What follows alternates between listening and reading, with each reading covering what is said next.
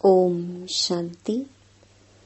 19 जुलाई 2023। बाबा के महावाक्य। मीठे बच्चे, तुम्हारा यह जन्म बहुत ही अमूल्य है, क्योंकि बाप स्वयं इस समय तुम्हारी सेवा करते हैं। लक्ष्य सोप से तुम्हारे वस्त्र साफ करते हैं। प्रश्न: जो अल्लाह को सृष्टि का रचयिता कहते हैं, उनसे कौन सा प्रश्न पूछना चाहिए? उत्तर: उनसे पूछो, जब अल्लाह ने सृष्टि रची तो रचना के लिए उन्हें फीमेल चाहिए। भला अल्लाह की फीमेल कौन? गॉड फादर कहते हो तो जरूर मदर भी चाहिए ना। तुम बच्चे इस गुह्य राज को अच्छी तरह से जानते हो। अल्लाह की फीमेल है यह ब्रह्मा। यह है तुम्हारी बड़ी माँ। इस बात को मनुष्य समझ नहीं सकते। गीत: किसने यह सब खेल रचाया? ओम शांति। बच्चे जानते हैं, कोई भी मनुष्य इस गीता का यथार्थ अर्थ कर न सके। नाटक बनाने वाले भी नहीं समझते। ऐसे ही गीत बना देते हैं, जैसे शास्त्र बना देते हैं। समझते कुछ नहीं। तुम वेदों के लिए कहते हो यह धर्म शास्त्र नहीं है। शास्त्र कहेंगे, लेकिन धर्म शास्त्र नहीं है। अब धर्म शास्त्रों से तो कुछ फायदा होना चाहिए। धर्म शास्त्र का अर्थ भी नहीं समझते हैं। शास्त्र अर्थात जिससे कोई धर्म स्थापन होता है किसी द्वारा। तो पूछना चाहिए, वेद उपनिषद किस धर्म के शास्त्र हैं? वह धर्म किसने स्थापन किया? इनसे तो कोई धर्म ही नहीं निकलता है। कौन कौन से धर्म हैं वह भी समझाया जाता है। जैसे झाड़ में मुख्य है थुर, तना, फिर बड़ी टाल, फिर छोटी छोटी टालियां निकलती हैं। तो बच्चों को समझाया जाता है, यह जो धर्म शास्त्र हैं, सर्व शास्त्रमयी शिरोमणि गीता, वह है थुर। उनके बाद बाकी सब ठहरी रचना। यह इस्लामी, बौद्धि, क्रिश्चियन आदि यह सब कल्प वृक्ष के टाल हैं। गीता में भी लिखा हुआ है, मनुष्य सृष्टि का झाड़ है। तो यह झाड़ का राज बुद्धि में अभी बैठा है। इसका मुख्य थुर है आदि सनातन देवी देवता धर्म। इस झाड़ की भेंट बड़ के झाड़ से की जाती है। यह बहुत बड़ा होता है। झाड़ जब पुराना होता है तो उनका थुर माना तना सड़ जाता है, बाकी टालियां रहती हैं। यह भी ऐसे ही है। बच्चे जानते हैं, इनका थुर जो देवी देवता धर्म था वह अब है नहीं। परमात्मा 24 अवतार लेते हैं तो वह सर्वव्यापी हो नहीं सकते। जब अवतार लेते हैं तो उनको सर्वव्यापी कैसे कहेंगे? नई बात है ना। कितना बड़ा झाड़ है, थुर है ही नहीं। एक भी मनुष्य नहीं जो कहे हम आदि सनातन देवी देवता धर्म के हैं, सतयुग को लाखों वर्ष पिछाड़ी में ले जाते हैं। कितनी मुश्किलात की बात हो गई है। अब सभी मनुष्य दुखी ही दुखी हैं। सुखी कौन हो सकता है? सन्यासियों की बुद्धि में भी यह भेंट आएगी नहीं कि यहाँ काग विष्टा समान सुख है और अथाह दुख है। यह उन्हों को पता नहीं है। अब बाप बतलाते हैं, तुमको अथाह सुख में फिर ले जाता हूँ। इस समय अपना पार्ट बजाए सभी कुछ करके छिप जाते हैं। यूं पार्ट तो सभी बजाते हैं, इस्लामी बौद्धि आदि सब छिप जाएंगे, ऊपर चले जाएंगे। यह भी कोई नहीं जानते। मनुष्यों को ही समझाया जाता है, जानवर को तो नहीं बताएंगे। मनुष्य का जन्म सबसे ऊंच गाया जाता है। वह कौन सा? कहते भी हैं कि मनुष्य की तो चमड़ी भी काम में नहीं आती।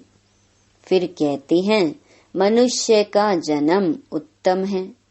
वास्तव में तुम्हारा यह जन्म उत्तम है। जो बाप बैठ तुम्हारी सेवा करते हैं। दुनिया के मनुष्यों का यह जीवन बहुत कनिष्ठ है। तुम जानते हो, हम भी पहले छी मोत पलीती मनुष्य थे। अब बाबा हमारे इस वस्त्र को ज्ञान लक्ष्य सोप से साफ करते हैं और कहते हैं, अब अपने बाप को याद करो। इस दुनिया में बाप को कोई भी नहीं जानते हैं। बाप को जाने तब तो बच्चे बने, शिव के बने, ब्रह्मा के बने, तब पोत्रे कहलाएं। ब्राह्मण भी दो प्रकार के हैं। एक है मुख वंशावली, दूसरे कुख वंशावली। तुम हो ब्रह्मा के मुख वंशावली, ब्रह्मा कुमार कुमारियां। ब्रह्मा का बाप कौन? शिव बाबा। उनका बाप तो कोई होता नहीं। तुमको पढ़ाने वाला भी वह है, तुम्हारा गुरु भी वह है। अभी सम्मुख बैठे हैं, फिर छिप जाएंगे। पतित दुनिया को पावन बनाए, देवी देवता धर्म की स्थापना कर और सबको मुक्ति धाम में ले जाएंगे। 21 जन्मों का सुख दे दिया, फिर और क्या चाहिए? बाबा सदा सुखी तो बनाते हैं, बाकी ऊंच पद पाने लिए तो पुरुषार्थ करना पड़े। श्री कृष्णपुरी को सुख धाम कहा जाता है।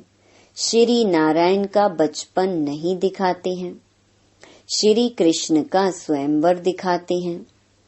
अगर राधे से स्वयंवर हुआ तो फिर उनका नाम क्या बदली हुआ? वह दिखाते नहीं। लक्ष्मी नारायण का तो मनुष्यों को पता नहीं, उनके जीवन चरित्र को कोई जानते नहीं।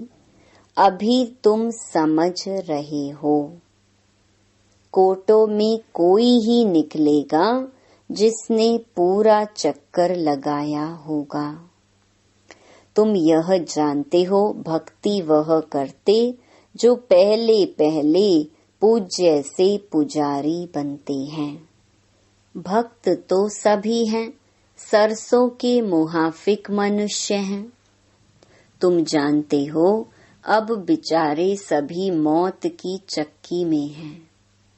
अब तुम बच्चों को बहुत बड़ी बुद्धि मिली है। 84 जन्मों का चक्कर बुद्धि में रखना बड़ा सहज है। हम अभी ब्राह्मण हैं, सो फिर देवता बनेंगे, फिर 84 जन्म लेने पड़ेंगे। हम सो का अर्थ भी बच्चों को समझाया है। हम सो हम यहाँ ही गाते हैं और धर्मों में यह अक्षर ही नहीं। ओम माना भगवान समझ लेते हैं। वास्तव में ओम अर्थात अहम आत्मा। वह फिर उल्टा कह देते आत्मा सो परमात्मा। अच्छा फिर क्या, हम शरीर तो है नहीं। परम पिता परमात्मा तो ऐसे कह न सके कि अहम आत्मा मम शरीर। वह बाप कहते हैं अहम आत्मा तो बरोबर है, हमने यह शरीर लोन पर लिया है। यह हमारी जूती नहीं है, हमारे पैर हैं नहीं, हमारे चरणों की पूजा हो नहीं सकती। कृष्ण के चरण हैं, हमारे तो हैं नहीं। मैं हूँ ही निराकार। यूं तो आत्मा भी निराकार है, परंतु वह 84 जन्मों में आती है। मेरा तो शरीर है नहीं, मैं अशरीरी हूँ। तुमको भी कहता हूँ अशरीरी बनकर मुझे याद करो। तुम जानते हो बाबा आया हुआ है, उनका क्या पाठ है? पतित सृष्टि को पावन बनाना। निराकार तो जरूर कोई शरीर में आया होगा। मनुष्यों को पता न होने कारण उन्होंने फिर नाम लिख दिया है फर्स्ट प्रिंस श्री कृष्ण का। अब श्री कृष्ण यहाँ कैसे आ सकता, यह समझकर फिर समझाना है। टैगोर आदि गीता की कितनी महिमा करते थे। वास्तव में यह श्री कृष्ण के बहुत जन्मों के अंत का जन्म है, जिसमें शिव बाबा बैठ गीता ज्ञान सुनाते हैं। बाबा कहते हैं मैं छोटे बच्चे के तन में कैसे बैठ सुनाऊंगा। जरूर अनुभवी रथ चाहिए। ड्रामा अनुसार हमारा यह रथ मुकर्रर है। ऐसे नहीं कि फिर दूसरे कल्प में और रथ लूंगा। ब्रह्मा द्वारा ही स्थापना करेंगे। कल्प पहले भी तुम ब्रह्मा कुमार कुमारियों ने ब्रह्मा द्वारा वर्षा लिया था। अब बाप कहते हैं और संग तोड़ मुझ संग जोड़ो। मेरा तो एक शिव बाबा दूसरा ना कोई। तुम मात पिता हम बालक तेरे। जिसकी इतनी महिमा है अभी तुम उनके सम्मुख बैठे हो। विचार किया जाए बरोबर हमको किसने रचा। कहते हैं अल्लाह ने रचा, तो जरूर अल्लाह की कोई फीमेल भी होगी। अल्लाह तो निराकार है, उनकी फीमेल फिर कहाँ से आई। तुम गॉड फादर कहते हो तो फादर हमेशा रचता होता है। मदर ही ना हो तो उनको फादर कैसे कहेंगे। बच्चा पैदा होता है तब ही फादर कहते हैं ना। यह किसको पता नहीं गॉड फादर की फीमेल कौन है। यह हैं सबसे गुह्य बातें। आदम बीबी दोनों हैं। आदम उनको कहेंगे तो फिर सरस्वती को बीबी नहीं कह सकते। वह बीबी हो तो फिर उनकी माँ कौन। यह बड़ी समझने की बातें हैं।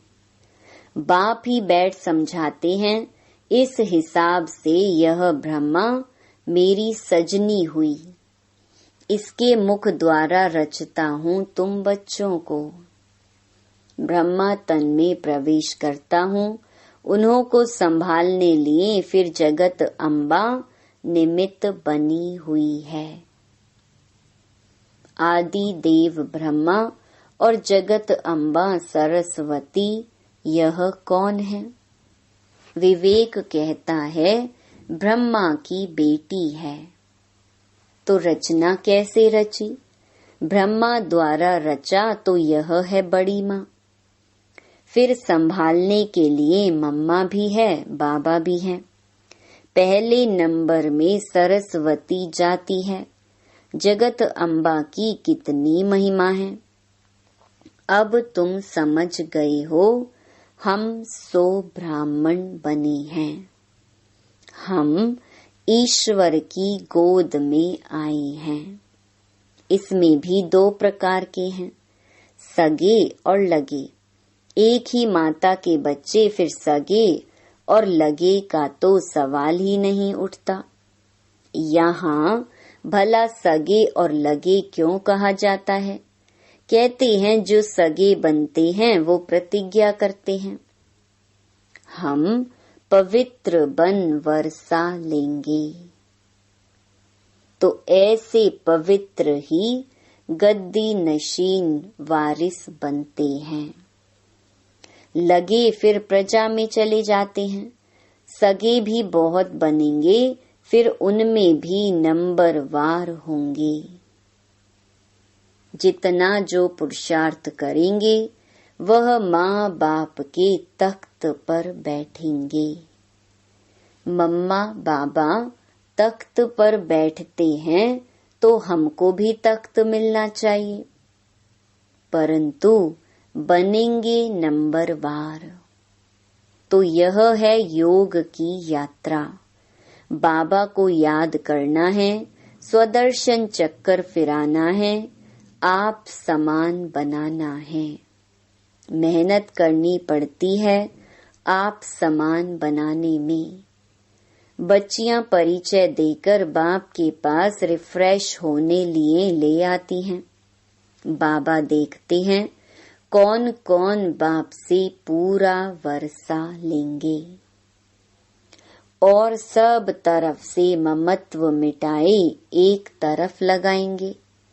जानते हैं बाबा हमको विश्व का मालिक बनाने वाला है। बाप कहते हैं हम तुमको स्वर्ग का मालिक बनाएंगे, फिर चाहे सूर्यवंशी चाहे चंद्रवंशी बनो। तो बाप अपने आप सब कुछ कर रहे हैं, फिर छिप जाएंगे। घड़ी घड़ी अवतार तो नहीं लेते हैं, उनको अपना शरीर ही नहीं है। वह एक ही बार आते हैं। तुम तो घड़ी घड़ी एक चोला छोड़ दूसरा लेते रहते हो। मैं पुनर्जन्म में आता नहीं हूँ। कितना अच्छी रीति समझाते हैं। आगे यह बातें बुद्धि में नहीं थी। अनायास घर बैठे रास्ते जाते बाबा ने प्रवेश कर लिया, फिर मालूम पड़ा। अब दिन प्रतिदिन सब बातें बुद्धि में बैठती जाती हैं। कहते हैं ना, हम 7 दिन का बच्चा हूँ, 2 मास का बच्चा हूँ। यह ज्ञान तो सेकंड में भी मिल सकता है। कितने बच्चे हैं और कोई सत्संग नहीं होगा जहाँ इतने बच्चे हों। प्रजापिता ब्रह्मा और जगत अम्बा भी बाप के बेटे बेटी हैं, ना कि मेल फीमेल। मेल फीमेल इतने बच्चे कैसे पैदा करेंगे? कुख वंशावली की तो बात ही नहीं। जिन्होंने कल्प पहले मात पिता का बनकर वर्षा पाया है वही आते रहते हैं। कलम लगती रहती है, बगीचा है ना। अभी देवी देवता धर्म के फूल तो हैं नहीं, बाकी सब जैसे कांटे हैं, चुभते हैं। यह कांटों की दुनिया है। बाप आकर कांटों से कली, कली से फूल बनाते हैं। श्रीमत पर नहीं चलते हैं तो फिर गिर पड़ते हैं। बाबा समझ जाते हैं यह विकारों में गिर पड़ा। अभी तुम पतित से पावन बन रहे हो। बापू गांधी भी पतित पावन को याद करते थे, चाहते थे वर्ल्ड ऑलमाइटी अथॉरिटी का राज्य हो। सो तो बाप ही स्थापन करेंगे। तुम जानते हो अब हमको इस कंसपुरी से कृष्णपुरी में जाना है। भारत में सतयुग था, लक्ष्मी नारायण का राज्य था। 5000 वर्ष की बात है। 5000 वर्ष से पुरानी चीज कोई होती नहीं। लाखों वर्ष की तो कोई चीज रह ना सके। देखो तुम बूढ़ी माताएं गुड़गांव से आई हो, मात पिता पास, जिनसे वर्षा मिलना है। बाप भी बुढ़ियों को देख खुश होते हैं। 5000 वर्ष पहले भी आकर वर्षा लिया था। सारा मदार पुरुषार्थ पर है। तुम बुढ़ियाएं इतना ज्ञान उठा नहीं सकती। यह दादा बूढ़ा तो बहुत अच्छा पढ़ता है। तुम समझती हो जवान सरस्वती माँ अच्छा पढ़ती है। अरे यह तो ब्रह्मपुत्रा नदी है। यह तो जरूर जास्ती पढ़ते होंगे ना। यह बूढ़ा सबसे तीखा है। वह तो फिर भी बेटी हो गई। बुढ़ियों के लिए भी है बहुत सहज। बाबा को याद करते रहो। ओहो शिव बाबा कुर्बान जाऊं। आप तो सुखधाम ले जाते हो। बस ऐसे खुशी में रहो तो भी बेड़ा पार है। हमेशा समझो शिव बाबा समझाते हैं। इनको छोड़ दो, ऐसे ही समझो शिव बाबा सुनाते हैं। तो बुद्धि योग शिव बाबा पास जाने से विकर्म विनाश होंगे। मम्मा भी शिव बाबा से सुनकर सुनाती है। सदैव एक शिव बाबा की ही याद रहे तो विकर्म विनाश होते रहेंगे। अच्छा, मीठे मीठे सिकी लधे बच्चों प्रति मात पिता बाप दादा का याद प्यार और गुड मॉर्निंग। रूहानी बाप की रूहानी बच्चों को नमस्ते। धारणा के लिए मुख्य सार। पहला, गद्दी नशीन पक्का वारिस बनने के लिए पवित्रता की प्रतिज्ञा कर सगा बच्चा बनना है और संग तोड़ एक संग जोड़ना है। दूसरा, आप समान बनाने की सेवा करनी है। कांटे से कली, कली से फूल बनना और बनाना है। नई झाड़ की कलम लगानी है। वरदान, कर्मों की गुह्य गति के ज्ञाता बन धर्मराजपुरी की सजाओं से बचने वाले विकर्मा जीत भवा। सजाओं के अनुभव को ही धर्मराजपुरी कहते हैं। बाकी धर्मराजपुरी कोई अलग स्थान नहीं है। लास्ट में अपने किए हुए पाप जमदूत के डरावने रूप में सामने आते हैं। उस समय पश्चाताप और वैराग्य की घड़ी होती है। छोटे छोटे पाप भी भूत की तरह लगते हैं। पश्चाताप की त्राही त्राही होती है। इसीलिए उन सजाओं की फीलिंग से बचने के लिए कर्मों की गुह्य गति के ज्ञाता बन सदा श्रेष्ठ कर्म करो और विकर्मा जीत बनो। स्लोगन, जो तन मन धन से बाप पर पूरा बलिहार जाते हैं वही गले का हार बनते हैं। ओम शांति।